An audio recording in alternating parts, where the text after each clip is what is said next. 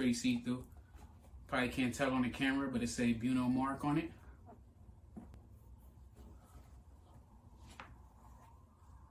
Okay, as you see, it got a zipper on the side, on the inside of the shoe.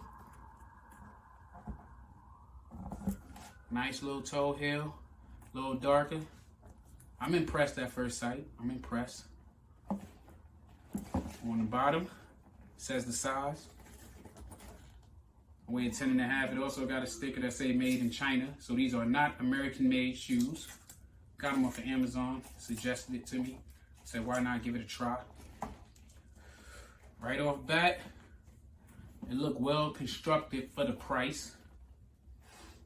Smells like leather, like real leather. I'm pretty sure a cheaper brand for that price, you know. And I am not sponsored by this company at all. If they want to sponsor me, I have no quarrels with that. But I'm doing an unbiased review and unboxing. So that's the right shoe.